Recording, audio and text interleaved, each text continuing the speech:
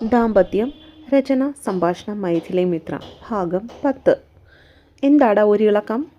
കാവുമ്പാട്ടെ സ്വന്തം ഫ്ലാറ്റിൻ്റെ ബാൽക്കണിയിലെ സെറ്റിയിൽ കിടക്കുന്നവനോട് ജിത്ത് ഒരു ചിരിയോടെ തിരക്കി. എന്തിളക്കം?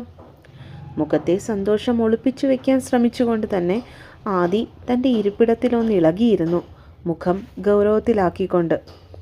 എൻ്റെ ആദി, കാര്യം നീ എന്നേക്കാളും 3-4 വയസ്സിന് മൂത്തതൊക്കെയാ എന്ന് വെച്ച് എനിക്കൊന്നും മനസ്സിലാവില്ലെന്ന് കരുതുന്നത് ശുദ്ധ തെമ്മാടിത്തരമാണ് കേട്ടോ. ജിത്ത് അവൻ്റെ മുൻപിൽ കിടക്കുന്ന ചെറിയ ടേബിളിൽ മദ്യക്കുപ്പി കൊണ്ട് ചെന്ന് വെച്ചുകൊണ്ട് അവിടെ കിടന്നൊരു കസേരയിലേക്കായിട്ടിരുന്നു. എൻ്റെ മുമ്പിൽ നിന്ന് എഴുന്നേറ്റ് പൊക്കോണം, അവൻ്റെ ഒരു ഇളക്കം. മഹർഷി ചീറിയതും അവനൊന്ന് പതുങ്ങി. ശേഷം ഒരെളിച്ച ചിരി ചിരിച്ചു.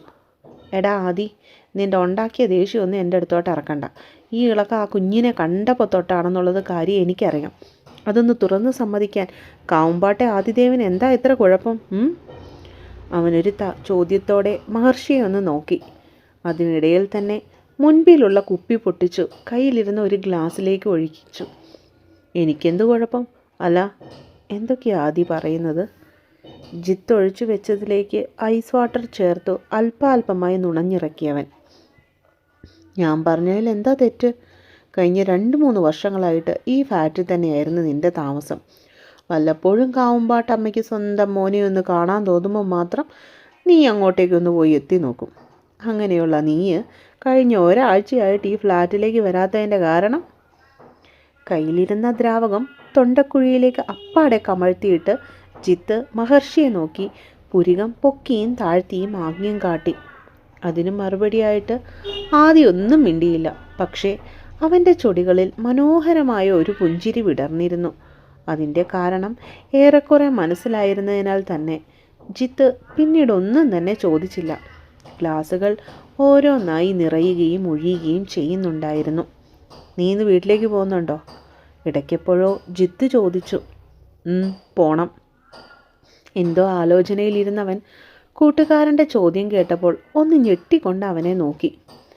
അത് കേട്ടതും ജിത്തൊന്ന് മനസ്സ് നിറഞ്ഞു ചിരിച്ചു. കാവുമ്പാട്ടെ ആദിദേവിനെ തിരികെ കൊണ്ടുവരാൻ ഒരു തത്തമ്മയ്ക്ക് കഴിയട്ടെ. ദുഷ്ടനാ മോളെ നിൻ്റെ അച്ഛൻ, കണ്ണിച്ചോരയില്ലാത്തവൻ. ഏത് പാതാളത്തിൽ പോയി നമ്മൾ ഒളിച്ചിരുന്നാലും വൃത്തികെട്ട കണ്ണുകൊണ്ട് വേട്ടയാടുന്നവൻ. പേടിയാവുക കുഞ്ഞ് എനിക്ക്. ആ നീചൻ്റെ മുന്നിൽ ഞാൻ തോറ്റുപോകുക എന്ന് തോന്നുക. തൻ്റെ അരികിൽ കിടന്നുറങ്ങുന്ന കുഞ്ഞിൻ്റെ കുഞ്ഞു മുഖത്തേക്ക് നോക്കി പദം പറഞ്ഞുകൊണ്ട് ദേവിക ഒന്ന് വിതുമ്പിപ്പോയി. കാരണം ഇന്ന് നടന്ന സംഭവങ്ങൾ അവളെ അത്രമേൽ ഭയപ്പെടുത്താൻ പോകുന്നതായിരുന്നു. ഇനിയും അയാളുടെ ഉപദ്രവങ്ങൾക്ക് തങ്ങൾ ഇരയാവേണ്ടി വരും. ഇനിയും അയാളെ പേടിച്ച് ഓരോ നിമിഷവും ജീവിക്കേണ്ടി വരും. പക്ഷേ എത്ര നാൾ? അതാലോചിക്കുമ്പോൾ മാത്രം അവളുടെ ശരീരം ഒന്ന് വിറച്ചു. ഇന്ന് സുധിയുടെ കയ്യിൽ നിന്ന് രക്ഷപ്പെട്ടതുപോലെ ഒരു പക്ഷേ തങ്ങൾ നാളെ രക്ഷപ്പെടണമെന്നില്ല. ആ ദുഷ്ടൻ്റെ കയ്യിൽ ഇനിയും അകപ്പെട്ടാൽ തൻ്റെ മോളുടെ ജീവിതം എന്താവും? ഒരിക്കലും അയാൾ ഡിവോഴ്സ് നോട്ടീസ് ഒപ്പിട്ട് തരാൻ തയ്യാറാകുകയില്ല. ഭ്രാന്തെടുക്കുന്നത് പോലെ തോന്നി ദേവിക്കപ്പോൾ. അവൾ തൻ്റെ കൈക്കുഴയിൽ തല വെച്ച് കിടന്നുറങ്ങുന്ന തൻ്റെ കുഞ്ഞിപ്പെണ്ണിനെ ഒട്ടൊരു വെപ്രാളത്തോടെ നോക്കി. ശാന്തമായിട്ടുറങ്ങുകയാണ് ആ കുഞ്ഞ്. ഇല്ല, മടുക്കില്ല ഞാൻ. എൻ്റെ മോൾക്ക് വേണ്ടി ഞാൻ പോരാടും. എൻ്റെ അവസാന ശ്വാസം വരെ അവളെ ഞാൻ പൊതിഞ്ഞു പിടിക്കും. ആരുമില്ലാത്തവർക്ക് ഈശ്വരൻ തുണയെന്നല്ലേ? ഇത്രയും നാൾ ഞങ്ങളെ കാത്ത ഈശ്വരൻ ഇനിയും കാത്തോളും. കരയാനുള്ളത് മുഴുവനും ഈ കുറഞ്ഞ വർഷങ്ങൾക്കുള്ളിൽ കരഞ്ഞു തീർത്തതിനാലാവാം പെണ്ണിൻ്റെ കണ്ണിൽ നിന്നും ഒരിറ്റ കണ്ണുനീര് പോലും പുറത്തേക്ക് വരാഞ്ഞത്. സുധിയുടെ പേരിൽ എത്രയും പെട്ടെന്നൊരു തീരുമാനമുണ്ടാക്കണം. അതിന് വിശ്വൻ സാറിനോട് അഭിപ്രായം ചോദിക്കണം. അതും എത്രയും പെട്ടെന്ന് തന്നെ. ഓരോന്നും ഓർത്തുകൊണ്ട് അവൾ ആ പൈതലിൻ്റെ നെറുകയിൽ മൃദുലമായി ഒരു ഉമ്മ നൽകി. ശേഷം കുഞ്ഞിനെയും ചേർത്ത് പിടിച്ചുകൊണ്ട് കണ്ണുകൾ അടച്ചു. കുറച്ചു നേരം കഴിഞ്ഞതും അറിയാതെ തന്നെ ദേവിക ഉറക്കത്തിലേക്ക് വഴുതിപ്പോയിരുന്നു. അപ്പോൾ അവളൊരു സ്വപ്നം കണ്ടു. പേടിപ്പെടുത്തുന്ന ഒരു സ്വപ്നം. തൻ്റെ 2 കൈയും കാലും തോർത്തുകൊണ്ട് ബലമായി കട്ടിലിൻ്റെ ക്രാസിയിൽ കെട്ടിമുറുക്കുന്ന സുധി. അവൻ്റെ കണ്ണുകൾ ചുവന്ന് കലങ്ങി രാക്ഷസൻ്റേതുപോലെ ഭയങ്കരമായിരുന്നു. മദ്യത്തിൻ്റെ രൂക്ഷമായ ഗന്ധം അവനിൽ നിന്നും ആ മുറിയിലാകെ പടർന്നിരുന്നു. എന്നെ ഒന്ന് വെറുതെ വിടോ? ഞാനപ്പോൾ അയാളോട് കരഞ്ഞു ചോദിച്ചു. മോളെ, പേടിയോടെ നിസ്സഹായതയോടെ അത്രമേൽ സങ്കടത്തോടെ ഞാൻ പൊടുന്നനെ അലറി വിളിച്ചു. അമ്മേ. പെട്ടെന്നാണ് അരികിൽ നിന്ന് ഒരു കുഞ്ഞു കൊഞ്ചലോടെയുള്ളൊരു വിളി താൻ കേട്ടത്. കണ്ണ് ചിമ്മിയൊന്ന് തലചെരിച്ച് നോക്കിയതും കണ്ടു തൻ്റെ മുഖത്തേക്ക് നോക്കിയിരിക്കുന്ന കുഞ്ഞിപ്പെണ്ണിനെ. കുറച്ച് നിമിഷങ്ങൾ വേണ്ടി വന്നു ദേവികയ്ക്ക് പിന്നീട് താൻ എവിടെയാണെന്ന് മനസ്സിലാക്കുവാൻ. ഇതുവരെ കണ്ടതെല്ലാം ഒരു സ്വപ്നമാണെന്ന് വിശ്വസിക്കുവാൻ അവൾക്കപ്പോൾ തോന്നിയില്ല. കാരണം കഴിഞ്ഞ കുറേയേറെ വർഷങ്ങൾ താൻ അനുഭവിച്ച നരകയാതനകളാണല്ലോ സ്വപ്നങ്ങളായി എന്നും കണ്ടുകൊണ്ടിരിക്കുന്നത്. അമ്മേ, എന്തിനാണമ്മേ കരഞ്ഞേ? കുഞ്ഞിപ്പെണ്ണ് അവളുടെ കയ്യിൽ വീണ്ടും തട്ടി വിളിച്ചു. ഒന്നുമില്ല മോളെ, ഒന്നുമില്ല. അമ്മ എന്തോ സ്വപ്നം കണ്ടതാ. മോള് കിടന്നോ. തത്തമ്മയെ സമാധാനിപ്പിച്ചുകൊണ്ട് അവളുടെ കൂടെ കിടക്കുമ്പോൾ നെറ്റിയിൽ കൂടി ചാലിട്ടൊഴുകുന്ന വിയർപ്പ് തുള്ളികളെ പോലും തുടച്ചു മാറ്റുവാൻ അവൾ മെനക്കെട്ടില്ല എന്നതാണ് സത്യം. അത്രയും നേരം ഇരുണ്ട മുറിയിലെ ജനലിൽ കൂടി ആ ദൃശ്യങ്ങൾക്കെല്ലാം സാക്ഷിയായവൻ്റെ കണ്ണുകൾ ഒന്ന് കുറുകിയിരുന്നു. Bow bow. ഫ്രൂട്ടിയുടെ ഉച്ചത്തിലുള്ള കുര കേട്ടപ്പോഴാണ് ആദി കണ്ണുകൾ ചിമ്മിയൊന്ന് തുറക്കുവാനായി ശ്രമിച്ചത്. എന്നിട്ടും എഴുന്നേൽക്കുവാനുള്ള മടി കാരണം അവൻ തിരിഞ്ഞു കിടന്ന് വീണ്ടും ഉറങ്ങുവാനായി തുടങ്ങി. വീണ്ടും പപ്പിപ്പെണ്ണിൻ്റെ നിർത്താതെയുള്ള കുര കേട്ടതും അവൻ ഇത്തിരി നീരസത്തോടെ കണ്ണുകൾ തുറന്ന് ചുറ്റിനും നോക്കി. മനുഷ്യനെ ഒന്ന് ഉറങ്ങാനും സമ്മതിക്കില്ല. പിറുപിറുത്തുകൊണ്ട് ബെഡിൽ നിന്നും എഴുന്നേറ്റവൻ്റെ കണ്ണുകൾ ആദ്യം പാഞ്ഞത് തൻ്റെ മുറിയുടെ മൂലയിലായി സെറ്റ് ചെയ്തിരിക്കുന്ന ഫ്രൂട്ടിയുടെ ചെറിയ ബെഡിലേക്കായിരുന്നു. പക്ഷേ അവിടെ അവളെ കാണാഞ്ഞതും മഹർഷിയുടെ നെറ്റിയൊന്ന് ചുളിഞ്ഞു. അവൻ വെപ്രാളത്തോടെ ബെഡിൽ നിന്നും ചാടി എഴുന്നേറ്റ് തനിക്ക് ചുറ്റും നോക്കി. അപ്പോഴാണ് അവൻ ശ്രദ്ധിച്ചത് തൻ്റെ റൂമിലെ വിൻഡോ സീറ്റിൽ കയറിയിരുന്ന് തുറന്നു കിടക്കുന്ന ജനലിലൂടെ പുറത്തേക്ക് നോക്കിക്കൊണ്ടിരുന്ന് വാലാട്ടി കുരയ്ക്കുന്ന ഫ്രൂട്ടിയെ കണ്ടതും അവൻ്റെ കണ്ണുകൾ പൊടുന്നനെയൊന്ന് കൂർത്തു. ഇവൾ എന്തായി നോക്കുന്നേ? നെറ്റി ചുളിച്ചുകൊണ്ട് ആദി കട്ടിലിൽ നിന്നും എഴുന്നേറ്റ് അവളുടെ അരികിലേക്കും നടന്നു. ഫ്രൂട്ടി, അവൻ വിളിച്ചു. ഫ്രൂട്ടി പിന്നിലേക്ക് തിരിഞ്ഞ് ആദിയെ ഒന്ന് നോക്കി വാലാട്ടി കാട്ടി. ശേഷം വീണ്ടും പുറത്തേക്ക് നോക്കി കുരയ്ക്കുവാനായി തുടങ്ങി. ഇതെന്തായിപ്പോൾ അവിടെ? അവൻ സംശയത്തോടെ ഫ്രൂട്ടിയുടെ പിന്നിലായി ചെന്ന് നിന്നുകൊണ്ട് തല പുറത്തേക്കിട്ട് നോക്കി. അപ്പോഴാണ് ആദിക്ക് പപ്പിയുടെ താഴേക്കുള്ള നോട്ടത്തിൻ്റെയും കുരയുടെയും അർത്ഥം മനസ്സിലായത് തന്നെ. ഗസ്റ്റ് ഹൗസ് മുറിയുടെ ജനലരികിൽ നിന്നുകൊണ്ട് മുകളിലുള്ള തൻ്റെ റൂമിന് നേർക്ക് നോക്കി കയ്യും കണ്ണും ഒക്കെ കാട്ടി ഫ്രൂട്ടിയോട് സംസാരിക്കുന്ന തൻ്റെ കുഞ്ഞി പെണ്ണിനെയാണ് മഹർഷിക്ക് അവിടെ കാണാൻ സാധിച്ചത്. ഒരു നിമിഷം ആ കാഴ്ചയിൽ മയങ്ങി അങ്ങനെ തന്നെ നിന്നുപോയവൻ കുഞ്ഞിപ്പെണ്ണ് പപ്പിയോട് എന്തൊക്കെയോ ഉച്ചത്തിൽ സംസാരിക്കുന്നുണ്ട്. അതിൻ്റെ മറുപടി എന്ന വണ്ണമാണ് ഫ്രൂട്ടിയുടെ ഉച്ചത്തിലുള്ള വാലാട്ടിക്കുര. ഇത് കൊള്ളാലോ, 2 ദിവസം കൊണ്ട് ഇവൾ ഈ പട്ടിക്കുട്ടിയെ കയ്യിലെടുത്തല്ലോ, മിടുക്കി. അവൻ ചിരിച്ചുകൊണ്ട് മനസ്സിലോർത്തു. അയ്യോ മർഷി. ഫ്രൂട്ടിയുടെ പിന്നിലായി നിൽക്കുന്ന ആദിയുടെ തലവട്ടം പൊടുന്നനെ കണ്ടതും തത്ത ഒന്ന് പരിങ്ങി കളിച്ചു. ശേഷം ജനലിൻ്റെ ഒരു വശത്തേക്ക് മാറി നിന്നുകൊണ്ട് തല ചെറുതായി ചിരിച്ച് അവനെ നോക്കുവാനായി തുടങ്ങി. ഇത് കണ്ടതും ആദിക്കാണെങ്കിൽ ചിരി പൊട്ടിയിരുന്നു. എന്തേ? അവൻ പുരികം രണ്ടും പൊക്കിക്കൊണ്ട് അവളെ നോക്കി ഒന്ന് പുഞ്ചിരിച്ചു. അവൻ്റെ ചോദ്യം കണ്ടതും ചുമല് രണ്ടും ഒന്ന് പൊക്കി താത്തുകൊണ്ട് കുഞ്ഞിപ്പെണ്ണൊന്ന് കണ്ണു ചിമ്മിക്കാട്ടി, ഒന്നുമില്ല എന്ന അർത്ഥത്തിൽ. ശേഷം വീണ്ടും ജനലിന് പുറത്തേക്ക് മറഞ്ഞു നിന്നുകൊണ്ട് ഒളിച്ചു കളി വീണ്ടും തുടങ്ങി. എൻ്റെ തത്തമ്മേ, ഇങ്ങനെ പോയാൽ എങ്ങനാടി പൊന്നെ? നെഞ്ചിന് മുകളിൽ വലങ്കൈ കൊണ്ടൊന്ന് ഒഴിഞ്ഞതിന് ശേഷം അവൻ അവിടെ നിന്ന് തിരിഞ്ഞു നടന്ന് ബാത്റൂമിനുള്ളിലേക്ക് കയറി. അവിടുത്തെ ബിസിനസ് മീറ്റും കാര്യങ്ങളും ഒക്കെ കഴിയുമ്പോഴേക്കും മാസം 1 ആവുമല്ലോ അഭിയെ. ഇത്രയും നാൾ നീലിമയുടെ കാര്യം എങ്ങനെയാ? രാവിലത്തെ ഭക്ഷണം കഴിക്കുവാനായി ഇരുന്നപ്പോഴാണ് വിശ്വം അക്കാര്യം എടുത്തിട്ടത്. പ്രായാധിക്യ മൂല്യമുള്ള ആരോഗ്യ പ്രശ്നങ്ങൾ കാരണം അഭി തന്നെയാണ് വിശ്വത്തിനെ യാത്രയിൽ നിന്നും വിലക്കിയതും അവൻ തന്നെ മീറ്റിങ്ങിന് പോകാമെന്ന് തീരുമാനിച്ചതുമൊക്കെ. അതിനിപ്പോൾ എന്താ അച്ഛൻ, ഞാൻ വരുന്നിടം വരെ അവൾ അവിടെ തന്നെ നിന്നോട്ടെ. കഴിക്കുന്നതിനിടയിൽ അച്ഛനെ ഒന്ന് മുഖമുയർത്തി നോക്കിയിട്ട് അവൻ പറഞ്ഞു. അതെങ്ങനെയാ മോനെ, ഇതിപ്പോൾ വെക്കേഷൻ്റെ സമയമല്ലേ, എത്രയെന്ന് വെച്ചാൽ അവളിങ്ങനെ നിൽക്കുന്നത്? നീ ഒരു കാര്യം ചെയ്യ്, പോകുമ്പോൾ അവളെയും കൂട്ടി കൊണ്ടുപോകാൻ നോക്ക്. അവളുടെ അച്ഛനും അമ്മയൊക്കെ അടുത്തുള്ളത് കൊണ്ട് നീലിമയ്ക്കും അത് റിലാക്സേഷൻ ആയിരിക്കും. ഒരു ബൗളിൽ കറിയുമായി അങ്ങോട്ടേക്കെത്തിയ രാധയുടെ വാക്കുകളായിരുന്നത്. അതിപ്പോൾ എങ്ങനെയാ അമ്മേ? നീലിമയും കൂടി കൊണ്ടുപോയാൽ നിങ്ങൾ രണ്ടുപേരും കൂടെ ഒറ്റയ്ക്കായി പോവില്ലേ? അബി ഒട്ടൊരു ഗൗരവത്തോടെ തിരക്കി. ഞങ്ങളിപ്പോൾ ഇവിടെ ഒറ്റയ്ക്കാണെന്ന് നിന്നോടാരാ പറഞ്ഞേ? നമ്മുടെ ദേവി ഉണ്ടല്ലോ ഗസ്റ്റ് ഹൗസിൽ. എന്തേലും ഒരു ആവശ്യമുണ്ടെന്നറിഞ്ഞാൽ അവൾ ഇങ്ങോട്ട് ഓടി വരില്ലേ? പാവം കുട്ടിയാ. അതുകൊണ്ട് ഞങ്ങൾ ഒറ്റയ്ക്കാണെന്നുള്ള ചിന്തയൊന്നും നിനക്ക് വേണ്ട. രാധ അവനെ നിർബന്ധിച്ചു. ആലോചിക്കാം. അഭി അതും പറഞ്ഞുകൊണ്ട് വീണ്ടും പാത്രത്തിലേക്ക് മുഖം പൂഴ്ത്തി. ആലോചിക്കാനൊന്നുമില്ല. അവൾക്കും കാണില്ലേ അവളുടെ വീട്ടുകാരോടൊപ്പം കുറച്ച് ദിവസം നിൽക്കണമെന്നുള്ള ആഗ്രഹം. എപ്പോഴും ജോലി, തിരക്ക്, വീട്ടുകാര്യങ്ങൾ മാത്രമേ ഉള്ളൂ ആ പാവത്തിൻ്റെ തലയിൽ. രാധ മകൻ്റെ പാത്രത്തിലേക്ക് ഒരു ദോശ കൂടി ഇട്ടുകൊടുത്തു. മതിയമ്മേ, ഇപ്പോൾ തന്നെ വയറു പൊട്ടാറായി. മുഖം ചുളിച്ചുകൊണ്ട് അബി രാധയുടെ മുഖത്തേക്ക് നോക്കി. ഒരു ദോശ കൂടെ തിന്നാൽ പൊട്ടിപ്പോകുന്ന വയറാണെങ്കിൽ അങ്ങ് പോട്ടെന്നേ ഈ അമ്മ. അവൻ വീണ്ടും ബദ്ധപ്പെട്ട് കഴിക്കുവാനായി തുടങ്ങി. അമ്മയുടെയും മകൻ്റെയും വഴക്ക് കണ്ട് ഒരു പുഞ്ചിരിയോടെ വിശ്വം മൗനമായി ഇരുന്നതേ ഉള്ളൂ. എങ്കിലും അയാൾ അത് ഉള്ളാലെ ആസ്വദിക്കുന്നുണ്ടായിരുന്നു. മുത്തശ്ശി. അപ്പോഴാണ് എല്ലാവരെയും അത്ഭുതപ്പെടുത്തിക്കൊണ്ട് തത്ത അങ്ങോട്ടേക്ക് ചെന്നത്. ആഹാ, ഇതാര്? മുത്തശ്ശിയുടെ കുഞ്ഞിപ്പെണ്ണാണോ? അവളെ കണ്ടതും രാധയുടെ മുഖത്ത് ഒരു പ്രത്യേക വാത്സല്യം നിറഞ്ഞു. തത്ത ഒരു ചിരിയോടെ അവരുടെ അരികിലേക്ക് നടന്നു ചെന്നു. എടി കാന്താരി, ദോശ തിന്നുന്നോ? അവളെ കണ്ടതും വിശ്വം ചോദിച്ചു. വേണ്ട മുത്തശ്ശേ, ഞാൻ രാവിലെ ഇഡലി തിന്നതാ. പെണ്ണപ്പോഴേക്കും രാധയുടെ അടുത്ത് ചെന്ന് അവരുടെ കാലിൽ ചുറ്റിപ്പിടിച്ചു കഴിഞ്ഞിരുന്നു.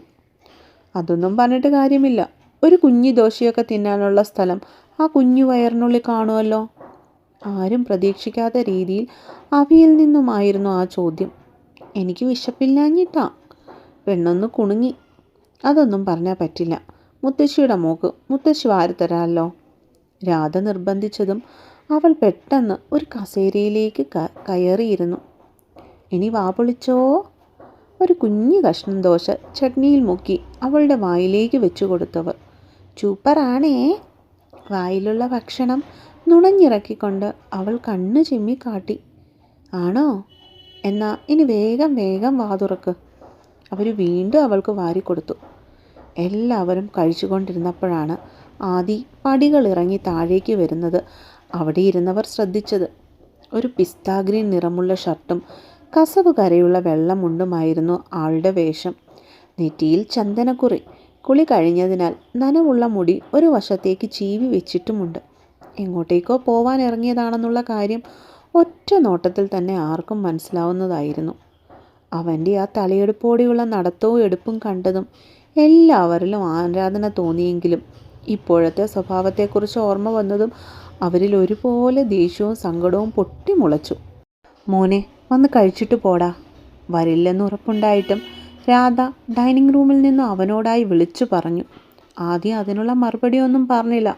പകരം എല്ലാവരെയും അത്ഭുതപ്പെടുത്തിക്കൊണ്ട് അവൻ ഡൈനിങ് ടേബിളിന് അരികിലേക്കായി നടന്നു ചെന്ന് തത്തയുടെ അടുത്ത് കിടന്ന ഒരു കസേരയിലേക്ക് ചെന്നിരുന്നു. തൻ്റെ അരികിലിരിക്കുന്നവനെ കണ്ടപ്പോൾ ഒരു വെപ്രാളം തോന്നിയെങ്കിലും തത്തമ്മ ഉള്ളിലുള്ള പേടി ഇത്തവണ പുറമേ കാട്ടിയില്ല എന്നതാണ് സത്യം. തങ്ങളോടൊപ്പം വന്നിരിക്കുന്നവനെ കണ്ടതും വിശ്വത്തിൻ്റെയും അഭിയുടെയും കണ്ണുകൾ ഒരു നിമിഷം വിടർന്നു വന്നിരുന്നു. വർഷങ്ങൾക്ക് ശേഷം ഇതാദ്യമായാണ് ആദിയുടെ ഈ പെരുമാറ്റം. അതുകൊണ്ട് തന്നെ അഭിയോ വിശ്വമോ ആ സമയം വാ തുറന്നില്ല എന്ന് വേണം പറയാൻ. ഇപ്പോൾ തരാവേ മോനെ. സന്തോഷത്തിൻ്റെ പാരമ്യതയിൽ രാധയ്ക്കപ്പോൾ എന്ത് ചെയ്യണമെന്ന് അറിയില്ലായിരുന്നു. എങ്കിലും വളരെ വേഗത്തിൽ തന്നെ അവൻ്റെ മുൻപിലിരുന്ന പാത്രത്തിലേക്ക് ദോശയും സാമ്പാറും വിളമ്പിക്കൊടുത്തവർ. ആദി തൻ്റെ അടുത്തായിരിക്കുന്നവളുടെ കുഞ്ഞു മുഖത്തേക്ക് നോക്കിക്കൊണ്ട് പതിയെ ആഹാരം കഴിച്ചു തുടങ്ങി. ആദി, ഒന്നും കൂടെ ഇടട്ടേടാ. രാധ 2 വട്ടം ചോദിച്ചു കഴിഞ്ഞപ്പോഴാണ് അവൻ പാത്രത്തിലേക്കും പിന്നീട് തൻ്റെ അമ്മയുടെ മുഖത്തേക്കും നോക്കിയത്. വേണ്ടമ്മേ, മതിയായി. അങ്ങനെ പറഞ്ഞുവെങ്കിലും മുൻപിലിരിക്കുന്ന കാലിയായ പാത്രം അവനിൽ ഒട്ടൊരമ്പരപ്പ് നിറച്ചിരുന്നു എന്ന് വേണം പറയുവാൻ. തൻ്റെ അരികിലായിരിക്കുന്ന കുഞ്ഞിനെ നോക്കി കഴിച്ചിരുന്നതിനാൽ പാത്രത്തിലുള്ള ദോശ തീർന്നു പോയതുപോലും ആദി അറിഞ്ഞിരുന്നില്ല. അതുമാത്രമല്ല, വർഷങ്ങൾക്ക് ശേഷമാണ് താൻ തൻ്റെ വീട്ടുകാരോടൊപ്പം ഇരുന്ന് ഭക്ഷണം കഴിച്ചുവെന്നുള്ള ചിന്തയും അവനിൽ ആശ്ചര്യം വിടർത്തി. ആദി, നിനക്ക് ചായ വേണോ? അങ്ങനൊരു പതിവ് അവനില്ല എങ്കിലും അഭിക്കും വിശ്വത്തിനും ചായ എടുത്ത് കൊടുക്കുന്നതിനിടയിൽ രാധ വെറുതെ ഒന്ന് മഹർഷിയോട് തിരക്കി. തന്നേക്ക്. തനിക്ക് നേരെ ഒളിക്കണ്ണെറിഞ്ഞു നോക്കുന്ന തത്തയെ നോക്കി കണ്ണ് ചിമ്മിക്കൊണ്ടാണ് അവനത് പറഞ്ഞത്.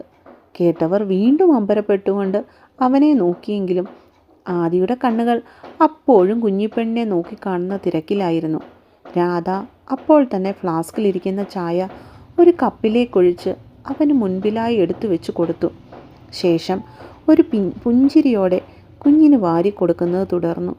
മുത്തശ്ശി, മതിയായി. അപ്പോഴേക്കും തത്ത ചുണ്ടു ചുളുക്കിക്കൊണ്ട് വയറൊന്ന് തിരുമ്മി. ദാ ഇതൂടെ ഉള്ളൂ, തീർന്നടി കാന്താരി. രാധ ഒരു ദോശക്കഷ്ണം പഞ്ചസാരയിൽ മുക്കി അവളുടെ വായിലേക്ക് വെച്ചു കൊടുത്തു. വയറ് നിറഞ്ഞതിനാലാവാം കുഞ്ഞിപ്പെണ്ണ് വലിയ വിമ്മിഷ്ടത്തോടെ അത് കഴിച്ചത്. പെണ്ണിൻ്റെ മുഖഭാവങ്ങൾ മാറുന്നത് കണ്ടതും അവളെ തന്നെ നോക്കിയിരുന്ന് ചായ കുടിച്ചുകൊണ്ടിരുന്ന ആദിയുടെ ചുണ്ടിൽ അവൻ അറിയാതെ തന്നെ ഒരു കുറുമ്പ് ചിരി വിടർന്നിരുന്നു. പക്ഷേ മറ്റാരും അത് കണ്ടില്ലെങ്കിലും അഭിയുടെ കണ്ണുകൾ അവനിലെ മാറ്റങ്ങൾ വളരെ കൃത്യമായി തന്നെ ഒപ്പിയെടുത്തു. സ്വന്തം അനിയൻ്റെ മാറ്റങ്ങൾ അവനിലെ സഹോദരനെ വല്ലാതെ സന്തോഷിപ്പിക്കാൻ പോകുന്ന രീതിയിലുള്ളതായിരുന്നു എന്നതാണ് സത്യം. മുത്തശ്ശി, ഫ്രൂട്ടി, അവൾ എന്തിയേ? കഴിപ്പ് കഴിഞ്ഞ് വെള്ളം കുടിക്കുന്നതിനിടയിലാണ് തത്ത അരികിലിരുന്ന ആദിയെ ഒന്നൊളിക്കണ്ണിട്ട് നോക്കിക്കൊണ്ട് രാധയോട് ചോദിച്ചത്. അത് മോളിൽ കാണും കുഞ്ഞെ. പപ്പിയുടെ കൂടെ കളിക്കാൻ വന്നാണോ നീ? രാധ വാത്സല്യത്തോടെ കുരുന്നിൻ്റെ നെറുകയിലൊന്ന് തഴുകിക്കൊണ്ട് ചോദിച്ചു. അതിന് തലയാട്ടി കാട്ടിക്കൊണ്ടുള്ള മനോഹരമായ ഒരു പുഞ്ചിരിയായിരുന്നു തത്തയുടെ മറുപടി. അത് കേട്ടതും ആദി പെട്ടെന്ന് തന്നെ ചായ കുടിച്ച് കപ്പ് തിരികെ മേശമേലായി വെച്ചു. പിന്നീട് തത്തയെ ഒന്ന് ഒളിക്കണ്ണിട്ട് നോക്കിയതിന് ശേഷം അവിടെ നിന്നും എഴുന്നേറ്റ് നേരെ ഹാളിലേക്ക് നടന്നു. ഇവൻ എങ്ങോട്ടേക്കായി പോണേ? പുറത്തേക്ക് പോകുവാനായി ഒരുങ്ങി ഇറങ്ങിയവൻ ഇത്ര പെട്ടെന്ന് മുകളിലത്തെ നിലയിലേക്കുള്ള പടികൾ വെപ്രാളത്തോടെ കയറുന്നത് കണ്ടതും ഒട്ടൊരു സംശയത്തോടെ രാധയുടെ നെറ്റി ചുളിഞ്ഞിരുന്നു. അവൻ എന്തേലും എടുക്കാൻ പോയതായിരിക്കും അമ്മേ. തത്തക്കുഞ്ഞിനെ കണ്ടപ്പോൾ തൊട്ടുള്ള അനിയൻ്റെ മാറ്റങ്ങൾ ശ്രദ്ധിച്ചു കൊണ്ടിരുന്ന അഭി ചായ ഊതി കുടിച്ചുകൊണ്ട് തന്നെ രാധയ്ക്കുള്ള മറുപടി കൊടുത്തു. അതെന്താ അവനിപ്പോൾ ഇത്രയ്ക്ക് അത്യാവശ്യമുള്ളത്? രാധ ആരോടെന്നില്ലാതെ ചോദിച്ചു. അതിനൊരു മറുപടി അവിടെ ഇരിക്കുന്ന ആരും പറഞ്ഞില്ലെങ്കിലും ഫ്രൂട്ടിയെയും എടുത്തുകൊണ്ട് പടികളിറങ്ങി വരുന്ന ആദി എല്ലാവരിലും വീണ്ടും അത്ഭുതം ജനിപ്പിച്ചു. I, Frooti! പപ്പിക്കുട്ടിയെ കണ്ടതും മറ്റൊന്നും കുഞ്ഞിപ്പെണ്ണ് ആലോചിച്ചില്ല. അവൾ ആദിയുടെ അരികിലേക്ക് വേഗത്തിലോടി. മോളെ, പതിയെ! കുഞ്ഞിൻ്റെ പായ്ച്ച കണ്ടതും വിഷം പിന്നിൽ നിന്നും കരുതലോടെ വിളിച്ചു പറഞ്ഞു. പക്ഷേ കുഞ്ഞിപ്പെണ്ണ് അതൊന്നും കേൾക്കാൻ പറ്റുന്ന മാനസികാവസ്ഥയിലായിരുന്നില്ല. അവൾ ഓടി ആദിയുടെ മുൻപിലേക്ക് ചെന്ന് നിന്ന് പരുങ്ങി കളിച്ചു. എങ്കിലും അവൻ്റെ കയർക്ക് കൈ നീട്ടാനോ ചോദിക്കുവാനോ തത്ത ധൈര്യം കാട്ടിയില്ല എന്നതാണ് സത്യം. വെറുതെ ഫ്രൂട്ടിയുടെ നേരെ നോക്കി ചിരിച്ചുകൊണ്ട് അങ്ങനെ തന്നെ നിന്നു, കണ്ണുകളിൽ നക്ഷത്ര കുഞ്ഞുങ്ങളെ വിരിയിച്ചുകൊണ്ട്. ഇന്നാ കൊണ്ടുപോയി കളിച്ചോ. ആദി പൊടുന്നനെ പപ്പിയെ തത്തയുടെ നേർക്ക് നീട്ടി. കുഞ്ഞിപ്പെണ്ണിൻ്റെ പമ്മലോടെയുള്ള നിൽപ്പും ഇനിയും തന്നെ കാണുമ്പോൾ കുഞ്ഞിക്കണ്ണുകളിൽ വിടരുന്ന ഒരു അപരിചിതത്വവുമൊക്കെ ആദിയെപ്പോൾ ഒട്ടൊന്ന് സങ്കടപ്പെടുത്തിയിരുന്നു എന്ന് വേണം പറയുവാൻ. തലയാട്ടിക്കൊണ്ട് അവൾ ആ പട്ടിക്കുട്ടിയെ സന്തോഷത്തോടെ അവൻ്റെ കയ്യിൽ നിന്നും വാങ്ങി. ശേഷം അതിൻ്റെ മുഖമാകെ സ്നേഹത്തോടെ ഉമ്മുകൾ കൊണ്ട് മൂടി പപ്പിക്കുട്ടിയുടെ നെറുകയിൽ വലം കൈ കൊണ്ട് തഴുകിക്കൊടുത്തു. അവളുടെ സാമീപ്യത്തിൽ സ്വയം മറന്ന ഫ്രൂട്ടി അവൾക്കായി നാക്ക് പുറത്തേക്ക് നീട്ടി കുഞ്ഞിപ്പെണ്ണിൻ്റെ മുഖത്തേക്ക് നോക്കി മെല്ലെ കുരച്ചു. പിന്നീട് പെണ്ണിൻ്റെ കയ്യിൽ ഇരുന്നു കൊണ്ട് തന്നെ ഫ്രൂട്ടി അവളുടെ ഇരു കൈകളും തത്തയുടെ തോളിലേക്ക് എടുത്തു വെച്ച് ഇത്തിരി എഴുന്നേറ്റ് പൊങ്ങി നിന്നു. അവരുടെ ലോകമായിരുന്നു പിന്നീടത്. തത്ത പറയുന്ന അനുസരിച്ച് മറുപടിയായി ഫ്രൂട്ടി മൂളിക്കൊണ്ട് ശബ്ദങ്ങൾ പുറപ്പെടുവിച്ചു. അവളുടെ കഴുത്തിൽ ചെറുതായി നക്കിക്കൊടുത്തു. പഞ്ഞി പോലെയുള്ള അവളുടെ വലത്തെ കൈകൊണ്ട് പെണ്ണിൻ്റെ ഉരുണ്ട കവിളിൽ മെല്ലെ സ്നേഹത്തോടെ തോണ്ടിക്കളിച്ചു. കുഞ്ഞിപ്പെണ്ണിൻ്റെ കഴുത്തിൽ മൂക്കിട്ടുരുമി വാലാട്ടിക്കാട്ടി. ഫ്രൂട്ടി, എനിക്ക് ഇക്കിലിരുന്നടി. പപ്പി തത്തക്കുഞ്ഞിൻ്റെ കഴുത്തിൽ മൂക്കിട്ട് ഉരുമുന്നതിനനുസരിച്ച് അവൾ പൊട്ടിച്ചിരിച്ചുകൊണ്ട് കഴുത്ത് അങ്ങോട്ടും ഇങ്ങോട്ടും വെട്ടിച്ചുകൊണ്ടിരുന്നു. മഹർഷി ഇതെല്ലാം കണ്ണുകൾ വിടർത്തിക്കൊണ്ട് നോക്കി നിന്നത് മാത്രമേ ഉള്ളൂ. അവൻ ആ കുഞ്ഞിൻ്റെ സന്തോഷത്തെ മനസ്സിൽ അതുപോലെ നിറച്ചു വയ്ക്കുവാൻ തുടങ്ങി. ഫ്രൂട്ടിയെ കാണുമ്പോഴുള്ള അവളുടെ മുഖത്തെ ആനന്ദവും അതിനോടൊപ്പമുള്ള കളികളുമൊക്കെ അവനെ മറ്റൊരു ലോകത്തിലെത്തിക്കുവാൻ പോകുന്നതായിരുന്നു. ഉടനെയാണ് ആദിയുടെ ഫോണിൽ ഏതോ ഒരു മെസ്സേജ് നോട്ടിഫിക്കേഷൻ്റെ ടോൺ വന്നത്. അപ്പോഴാണ് അവൻ്റെ ശ്രദ്ധ തത്തയിൽ നിന്നും പെട്ടെന്ന് മാറിയത് തന്നെ. ഷട്ടിൽ കിടക്കുന്ന ഫോൺ എടുത്ത് ചെക്ക് ചെയ്തുകൊണ്ട് തന്നെ മഹർഷി തത്തയെ കടന്ന് മുന്നിലേക്ക് നീങ്ങി. ലൊക്കേഷൻ കിട്ടി, ആൾ അവിടെ തന്നെയുണ്ട്, ഡീറ്റെയിൽസ് വന്നിട്ട് പറയാം, നീ വേഗം വാ. ജിത്തിൻ്റെ വാട്സപ്പ് മെസ്സേജ് തുറന്നവൻ വായിച്ചതും ആദിയിൽ ഒരു ക്രൂരമായ ചിരി വിടർന്നിരുന്നു. അതുവരെ ഉള്ളിലുള്ള വാത്സല്യഭാവം മാറി പകരം ആ മുഖത്ത് പക നിറഞ്ഞു. കണ്ണുകളിൽ അഗ്നി ആളിക്കത്തി. ദേഷ്യം വലങ്കൈ മുഷ്ടിയിൽ ചുരുട്ടി സ്വയം നിയന്ത്രിച്ചവൻ കുഞ്ഞിപ്പെണ്ണിനെ ഒരു വട്ടം കൂടെ തിരിഞ്ഞു നോക്കിയിട്ട് ആദി വീടിൻ്റെ മുൻവാതിലിന് നേർക്ക് ഇത്തിരി വേഗത്തിൽ തന്നെ നടന്നു. അങ്കിൾ. സിറ്റൗട്ടിലേക്ക് വലത്തെ കാല എടുത്തു വയ്ക്കുവാനായി പോയവൻ പിന്നിൽ നിന്നും വന്നയാ കിളിക്കൊഞ്ചലിൽ മയങ്ങി ഒരു നിമിഷം നിന്നിടത്തേക്ക് തന്നെ നിന്നുപോയി. അവൻ്റെ മനസ്സപ്പോൾ തത്ത എന്ന മായാജാലത്തിലേക്ക് ഊളിയിട്ടു. ക്രൂരത നിറഞ്ഞു നിന്ന കണ്ണുകളിൽ ശാന്തത വിരിയിച്ചതിന് ശേഷം അവൻ തത്തയുടെ നേർക്ക് തിരിഞ്ഞു നോക്കി പുരികം പൊക്കിക്കാട്ടി. എന്തേ എന്ന ചോദ്യത്തോടെ. താങ്ക്സ്. പപ്പിയെ ഉയർത്തിക്കാട്ടി കൊലുസ് കിലുങ്ങുന്നത് പോലെ ആ കുരുന്ന് ചിരിച്ചതും ഒരു നിമിഷം ആദിയുടെ മനസ്സിൽ ഒരു ശീതക്കാറ്റ് വീശിയൊടിച്ചു. അതിൻ്റെ ഫലമായി അവൻ്റെ ചുണ്ടുകളിൽ മനം മയക്കുന്ന ഒരു പുഞ്ചിരി വിടർന്നു. അവൻ്റെ തത്തമ്മയ്ക്കായി. ആ കുരുന്നിനെ നോക്കി ഇരു കണ്ണുകളും ചിമ്മിക്കാട്ടി അവൻ തിരിഞ്ഞു ഉമ്മറത്തേക്ക് തന്നെ കാലുകൾ നീക്കി. മുറ്റത്ത് കിടന്ന ബുള്ളറ്റ് ഇരമ്പിപ്പിച്ചുകൊണ്ട് ഗേറ്റിന് നേർക്ക് പായുമ്പോൾ എതിരായി വന്ന ദേവികയുടെ മുഖത്തേക്ക് എന്തിനോ വേണ്ടി ഒന്ന് പാളി നോക്കിയവൻ. ദേവാ. പുറത്തേക്ക് പോകുവാനായി ഉമ്മറത്തേക്ക് ഇറങ്ങുന്ന മകൻ്റെ മുൻപിലേക്ക് സരസ്വതി ഒട്ടൊരു പരവേശത്തോടെ ചെന്ന് നിന്നു. എന്താ? ഷർട്ടിൻ്റെ ഇടങ്കയുടെ സ്ലീവ് മടക്കി വെച്ചുകൊണ്ടവൻ അലസമായി അവരുടെ മുഖത്തേക്ക് നോക്കി നെറ്റി ചൊളിച്ചു. എന്തോ ചോദിക്കുവാനുള്ള നിൽപ്പാണെന്ന് കണ്ടാൽ തന്നെ അറിയാം. അതാണ് പതിവില്ലാത്ത വിധത്തിലുള്ള ഈ പരവേശവും വെപ്രാളവും ഒക്കെ. അവൻ ഗൂഢമായി മനസ്സിൽ ചിന്തിച്ചു. അത് പിന്നെ ദേവി. തുടർന്നു പറയുവാൻ സരസ്വതിയുടെ നാവ് ചലിച്ചില്ല എന്നതാണ് സത്യം. കാരണം ദേവികയുടെ കാര്യം താൻ സംസാരിക്കാൻ തുനിയുമ്പോഴൊക്കെ തന്നെ മകൻ്റെ ഇരുണ്ട മുഖം അവർക്ക് കാണേണ്ടി വന്നിട്ടുണ്ട്. അതുകൊണ്ട് തന്നെ അവർ വെപ്രാളപ്പെട്ടുകൊണ്ട് ദേവൻ്റെ മുൻപിൽ തലകുനിച്ചു നിന്നു. അമ്മയോട് ഒന്നല്ല 1000 വട്ടം ഞാൻ പറഞ്ഞിട്ടുള്ളതാണ്, അവിടെ ഒരു കാര്യവും പറഞ്ഞ് എൻ്റെ അടുത്തേക്ക് വന്നേക്കരുതെന്ന്. എനിക്കത് കേൾക്കാൻ ഒട്ടും താല്പര്യമില്ല. അവൻ സരസ്വതിയുടെ നേർക്ക് ഒച്ചയെടുത്തു. നിൻ്റെ അടുത്ത് അവൾക്ക് വേണ്ടി വാദിക്കുവാനോ സഹായം തേടുവാനോ അല്ല മോനെ അമ്മ വന്നത്. ഇരു കൈകളുടെയും വിരലുകൾ തമ്മിൽ കൂട്ടിപ്പിരിച്ചുകൊണ്ട് നിൽക്കുന്നവരുടെ അപ്പോഴത്തെ മാനസിക സംഘർഷം ദേവന് മനസ്സിലാക്കാൻ പറ്റുന്നുണ്ടായിരുന്നില്ല. പെറ്റ വയറിൻ്റെ വേദന. പിന്നെ എന്താണാവോ? വലങ്കയുടെ ഷർട്ടിൻ്റെ സ്ലീവ് മുകളിലേക്ക് മടക്കി വെച്ചുകൊണ്ട് അല്പം പുച്ഛത്തോടുകൂടി ദേവൻ മുഖം കൂട്ടി. ഞാനൊന്ന് മോളുടെ അടുത്തേക്ക് പൊയ്ക്കോട്ടെ? അവർ വിക്കി ഭയത്തോടെ ചോദിച്ചു. ദേവന് അവരുടെ ചോദ്യം കേട്ട് വിറഞ്ഞു വന്നെങ്കിലും തിരിച്ചൊന്നും പറയാതെ അവൻ കൈമുഷ്ടി രണ്ടും ചുരുട്ടിപ്പിടിച്ചു. തത്തമോൾക്കിപ്പോൾ അവധിയല്ലേ, കുഞ്ഞിനെ കണ്ടിട്ട് തന്നെ കുറേ നാളുകളായി. സരസ്വതി അത്രയും പറഞ്ഞതിന് ശേഷം മകൻ്റെ മുഖത്തേക്ക് ദയനീയമായി നോക്കി ഒരു അനുവാദത്തിന് എന്ന പോലെ. നിങ്ങൾ കാവുമ്പാട്ടെ വീട്ടിലേക്ക് പോകുന്നതിൻ്റെ കാര്യമാണോ ഈ പറഞ്ഞു വരുന്നത്? ദേവൻ കണ്ണുകളൊന്ന് കുറുക്കിക്കൊണ്ട് അവരെ നോക്കി പല്ല് ചിരിച്ചു. അവളിപ്പോൾ അവിടെയല്ലേ താമസം, അപ്പോൾ പിന്നെ ഞാൻ അങ്ങോട്ടേക്കല്ലേ പോകേണ്ടത്? സരസ്വതിക്ക് ആത്മനിന്ദ തോന്നി.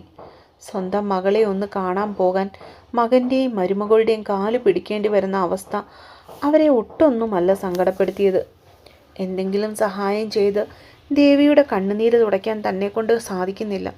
പറ്റുമെങ്കിൽ കൂടെ നിന്ന് അവളുടെ വിഷമങ്ങൾ കേൾക്കുവാനുള്ള മനസ്സെങ്കിലും പെറ്റമ്മ എന്ന നിലയിൽ താൻ ചെയ്യേണ്ടതല്ലേ? അവർക്ക് ആ നേരം സങ്കടവും ദേഷ്യവും ഒരുപോലെ വന്നു. പോകുന്നതൊക്കെ കൊള്ളാം, അവരെ കണ്ടു കഴിയുമ്പോൾ ഇങ്ങോട്ടേക്ക് കൂട്ടിക്കൊണ്ടു വരണമെന്നുള്ള ആഗ്രഹമൊക്കെ തോന്നും. അതൊക്കെ സ്വയം നിയന്ത്രിക്കാൻ പറ്റുമെന്നുള്ള ഉറപ്പുണ്ടെങ്കിൽ മാത്രം അങ്ങോട്ടേക്ക് പോയാൽ മതി. സരസ്വതിയെ അത്ഭുതപ്പെടുത്തിക്കൊണ്ട് അവൻ കട്ടായം പറഞ്ഞു.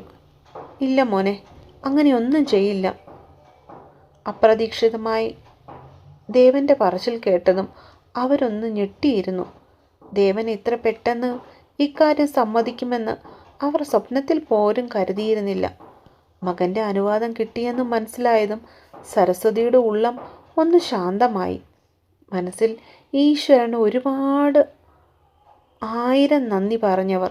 ശേഷം ദേവനെ നോക്കി ഒന്ന് പുഞ്ചിരിച്ചിട്ട് സ്വന്തം മുറി ലക്ഷ്യമാക്കി സരസ്വതി വേഗത്തിൽ നടന്നു. മനസ്സിൻ്റെ വേഗത ആ പാവത്തിൻ്റെ കാലുകളെയും ബാധിച്ചിരുന്നു എന്ന് വേണം പറയുവാൻ. മകളെയും കൊച്ചുമകളെയും കാണാൻ പോകുന്നതിൻ്റെ സന്തോഷം അവരുടെ കണ്ണുകളിൽ അപ്പോൾ തെളിഞ്ഞു കത്തുന്നുണ്ടായിരുന്നു. അവൻ ഒപ്പിടും ചിത്തേ, നീ അവനെ താഴേക്ക് ഇരുത്തിയേക്ക്. പെട്ടെന്ന് പിന്നിൽ നിന്നുമുള്ള ആദിയുടെ മുഴക്കത്തോടെയുള്ള ശബ്ദം ആ ഗോഡൌണിനുള്ളിൽ ഉച്ചത്തിൽ പ്രതിഫലിച്ചു. അത് കേട്ടതും ജിത്ത് അവനെ വീണ്ടും തറയിലേക്ക് തന്നെ തള്ളിയിട്ടു. നിനക്ക് കിട്ടേണ്ടവൻ്റെ കയ്യിൽ നിന്നും കിട്ടിയാലേ സമാധാനം വരികയുള്ളൂ. എന്തു ചെയ്യാം, അനുഭവിക്ക്. സുധിയെ നോക്കി ഒരു പുച്ഛച്ചിരി ചിരിച്ചുകൊണ്ട് അവൻ 2 കൈപ്പത്തികളും തമ്മിൽ ഒന്ന് തൂത്തുവിട്ടു. അപ്പോഴേക്കും മഹർഷി സുധിയുടെ മുൻപിലായി മുട്ടുകുത്തി ചെന്നിരുന്നു കഴിഞ്ഞിരുന്നു. നീ ചെയ്തു കൂട്ടിയതിനൊക്കെയുള്ള ശിക്ഷ എന്താണെന്ന് നിനക്കറിയാവോ? ആദിയുടെ ശബ്ദം വളരെ ശാന്തമായിരുന്നു, കടൽപ്പരപ്പ് പോലെ.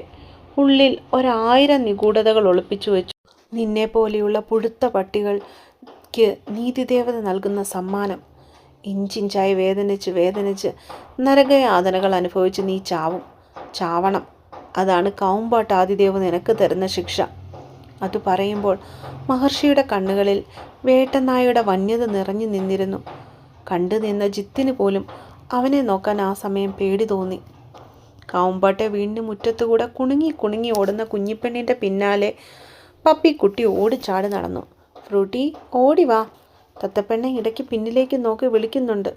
കുരയ്ക്കുകയും മൂളുകയും ഉച്ചത്തിൽ എന്തൊക്കെയോ ശബ്ദങ്ങൾ പുറപ്പെടുപ്പിക്കുകയോ ഒക്കെ ചെയ്തുകൊണ്ട് അവളും വാലാട്ടി പെണ്ണിന് പിന്നാലെ നടക്കുന്നുണ്ട്. കുറച്ചു നേരം കഴിഞ്ഞപ്പോഴേക്കും തത്ത അവൾക്ക് നേരെ കയ്യിലിരുന്ന ഒരു സ്മൈലി ബോൾ എറിഞ്ഞു കൊടുത്തു. പപ്പി ഉടനെ തന്നെ അത് കടിച്ചെടുത്തുകൊണ്ട് കുഞ്ഞിൻ പെണ്ണിൻ്റെ കയ്യിലേക്ക് തന്നെ വെച്ചു കൊടുത്തു. അതിഷ്ടപ്പെട്ടെന്ന് തോന്നുന്നു. പിന്നീട് ഇരുവരുടെയും കളി അത് തന്നെയായിരുന്നു. മോളെ, ഊണ് കഴിക്കാൻ വായോ? എത്ര നേരം കൊണ്ട് ഞാൻ വിളിക്കുന്നു. അപ്പോഴേക്കും ദേവി അങ്ങോട്ടേക്ക് നടന്നു ചെന്നിരുന്നു. കളിക്കുകയല്ലേ അമ്മേ, ഇച്ചിരി നേരം കൂടി. കൊഞ്ചിക്കൊണ്ട് പെണ്ണവളെ നോക്കി കെഞ്ചി. അതൊന്നും പറഞ്ഞാൽ പറ്റില്ല, ഇപ്പോൾ തന്നെ ഒരുപാട് താമസിച്ചു. നിനക്ക് വിശക്കുന്നില്ലേലും ഫ്രൂട്ടിക്ക് വിശക്കുന്നുണ്ടാവും. ദേവിക പപ്പിക്കുട്ടിയെ ചൂണ്ടിക്കാട്ടി ഇത്തിരി ഗൗരവത്തോടെ പറഞ്ഞതും തത്ത അവളുടെ കളി നിർത്തി തൻ്റെ കാലിൻ്റെ കീഴിൽ 2 കൈയും കുത്തിക്കൊണ്ടിരിക്കുന്ന ഫ്രൂട്ടിയെ ചുണ്ടു പിളർത്തി നോക്കി. നിനക്ക് വിശക്കുന്നുണ്ടോടി? കുനിഞ്ഞ് അതിൻ്റെ നെറ്റിയിൽ ഒരു ഉമ്മ കൊടുത്തവൾ. ഫ്രൂട്ടി മറുപടിയായി ഒന്ന് വാലാട്ടിക്കാട്ടി. പിന്നീട് നാവ് പുറത്തേക്കിട്ട് ഒന്ന് മൂളി. അത്രമാത്രം. അതിന് നിന്നെപ്പോലെ പറയാൻ കഴിയുമോ? വിശക്കുന്നുണ്ടാവും പാവം. തത്തയെ അനുനയിപ്പിക്കുവാൻ എന്ന വണ്ണം ദേവി അവളുടെ അടുത്തേക്ക് ചെന്നു. ശരിയമ്മേ, എങ്കിലേ ഇവളെ ഞാനേ മുത്തശ്ശിയുടെ അടുത്ത് കൊണ്ടുപോയി ഇട്ടിട്ട് വരാവേ. തത്ത അതും പറഞ്ഞുകൊണ്ട് ഫ്രൂട്ടിയെ എടുക്കാൻ വേണ്ടി കുനിയുമ്പോഴാണ് ഗേറ്റും കടന്ന് ആദിയുടെ ബുള്ളറ്റ് അകത്തേക്ക് വരുന്നത് കണ്ടത്. അവനെ കണ്ടതും പെണ്ണ് ഒട്ടൊരു പരിഭ്രമത്തോടെ നിന്നിടത്തു തന്നെ നേരെ നിവർന്നു നിന്നു. പഴയ പോലെ ദേവികയുടെ പിന്നിൽ പോയി ഒളിച്ചു നീക്കുവാൻ അവളപ്പോൾ പോയില്ല എന്നതാണ് മറ്റൊരു കാര്യം. മഹർഷി അവൾക്ക് മുൻപിലായി കൊണ്ടുവന്ന് വണ്ടി നിർത്തി അതിൽ നിന്നും ചാടിയിറങ്ങി. പിന്നീട് ഒരു നിമിഷം പോലും ആലസ്യം ചെയ്യാതെ തത്തയെ എടുത്ത് തൻ്റെ നെഞ്ചോട് ചേർത്ത് പിടിച്ചു. പെട്ടെന്നുള്ള ആദിയുടെ കാട്ടിക്കൂട്ടലുകൾ കണ്ട് ദേവിക സ്തബ്ധയായി നോക്കി നിൽക്കുകയാണ് ചെയ്തതെങ്കിൽ അവൻ്റെ കയ്യിലിരിക്കുന്ന തത്തയുടെ ഭാവം ഒറ്റ നോട്ടത്തിൽ മനസ്സിലാക്കാൻ പറ്റുന്നതായിരുന്നില്ല. പേടിയോ പരിഭ്രമമോ സങ്കോചമോ നാണമോ നിസ്സഹായതയോ ഒക്കെ കലർന്നൊരു ഭാവം. പക്ഷേ ആദിയപ്പോൾ വല്ലാത്തൊരവസ്ഥയിലായിരുന്നു. തത്തയെ തൻ്റെ നെഞ്ചിലെ ചൂടിൽ ഇനിയുള്ള കാലം മുഴുവനും പൊതിഞ്ഞു പിടിക്കുവാൻ അവനപ്പോൾ കൊതിച്ചുപോയി. ഇനിയൊരു സ്തുതിക്കും അവളെ വിട്ടുകൊടുക്കാതെ തൻ്റേത് മാത്രമാക്കി തീർക്കാൻ അവനിലെ ഒരച്ഛൻ പ്രതിജ്ഞയെടുത്തു. ഡിവോഴ്സ് പേപ്പറിൽ സുധിയെ കൊണ്ട് ഒപ്പിടുവിപ്പിച്ചാൽ ദേവികയുടെയും തത്തയുടെയും ജീവിതത്തിൽ ഇനി ഒരു കരുനിഴൽ വീഴില്ലല്ലോ എന്ന് മാത്രമേ അത് കേട്ടപ്പോൾ മഹർഷി ആലോചിച്ചിരുന്നുള്ളൂ. ദേവികയോട് വല്ലാത്ത സഹതാപം തോന്നിയെങ്കിലും കുഞ്ഞിപ്പെണ്ണിന് അവളുടെ അച്ഛനിൽ നിന്ന് നേരിട്ട് ആക്രമണം അറിഞ്ഞതും അവന് സ്വയം നിയന്ത്രിക്കുവാൻ കഴിഞ്ഞില്ല. ഇങ്ങനെയുണ്ടോ അച്ഛന്മാർ? ആദ്യം ആലോചിച്ചത് അങ്ങനെയായിരുന്നെങ്കിലും തത്തമ്മയെ ഓർത്തപ്പോഴാണ് അവൻ്റെ നെഞ്ച് പിടഞ്ഞു പോയത്. സുധിയെ കൊന്നു കളയാൻ തോന്നിപ്പോയി. അതുകൊണ്ട് തന്നെയാണ് ചിത്തിനോട് പറഞ്ഞ് അവനെ പൊക്കാൻ ആദ്യം പ്ലാൻ ചെയ്തത് തന്നെ.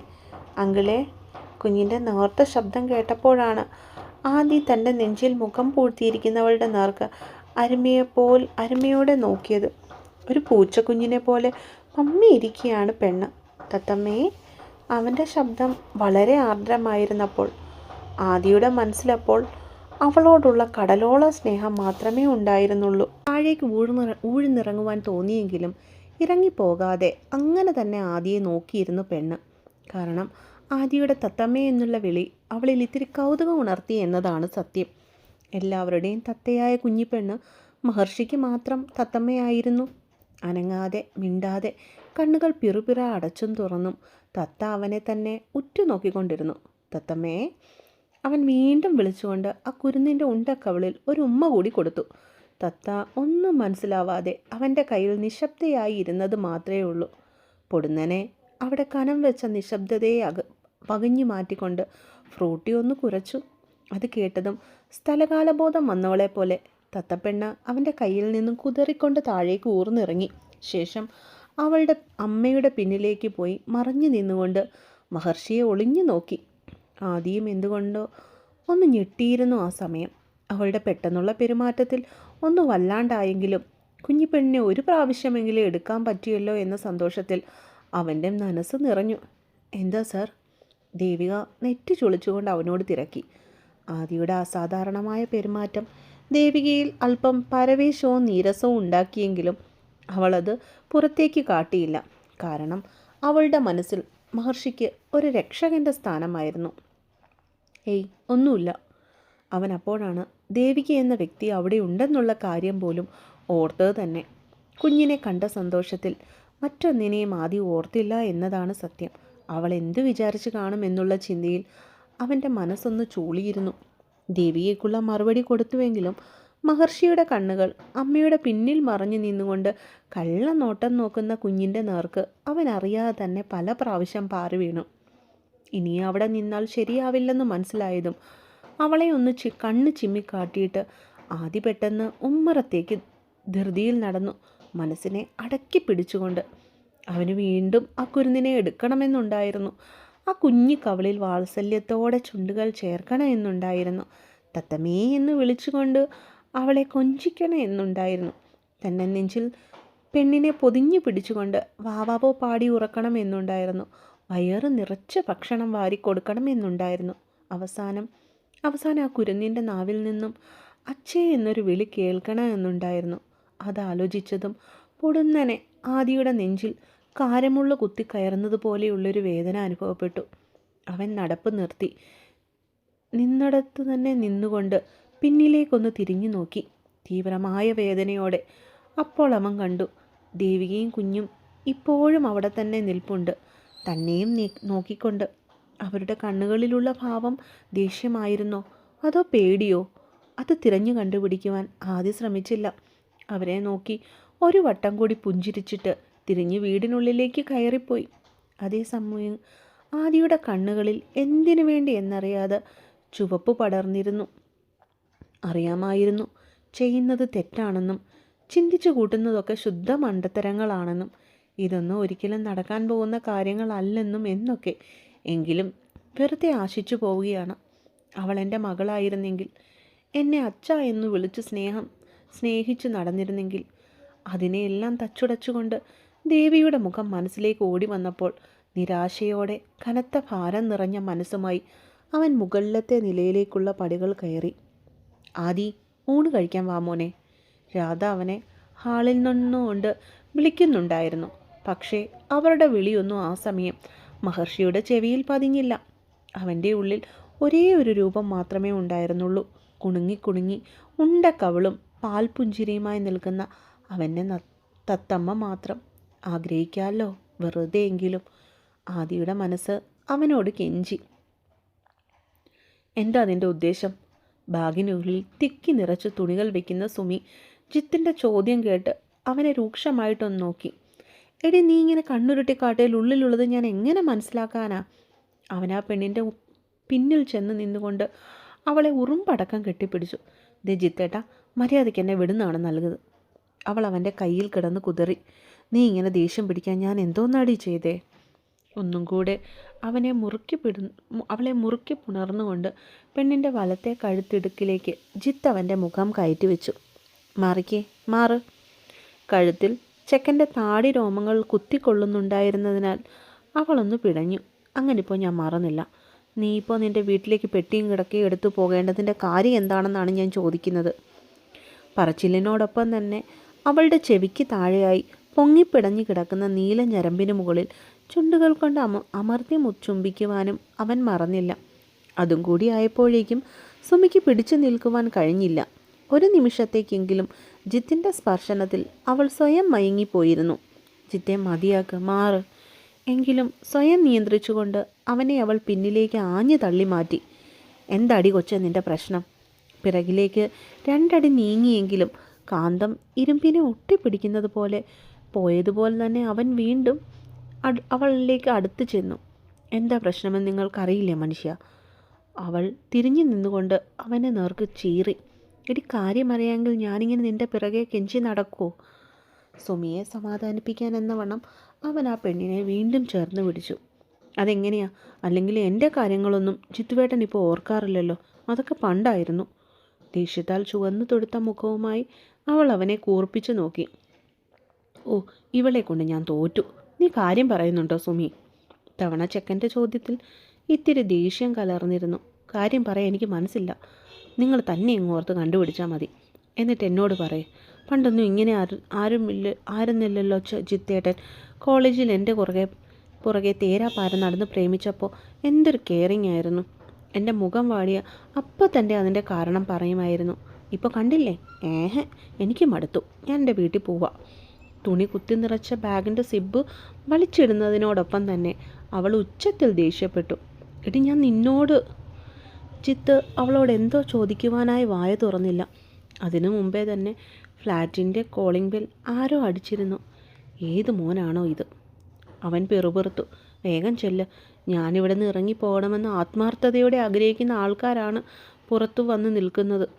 മുഖം കയറ്റി പിടിച്ചുകൊണ്ട് സുമി അത് പറഞ്ഞപ്പോഴാണ് കാര്യത്തിൻ്റെ ഗൗരവം അവന് മനസ്സിലാവുന്നത് തന്നെ. എൻ്റെ സുമി, എടി മോളെ, വെറുതെ വഴിക്ക് പിടിക്കല്ലടി പ്ലീസ്, എനിക്ക് വേണ്ടി. ജിത്ത് കെഞ്ചി. പോയി വാതിൽ തുറക്ക്, അല്ലെങ്കിൽ അതുങ്ങൾ ആ കോളിംഗ് ബെൽ അടിച്ചു പൊട്ടിക്കും.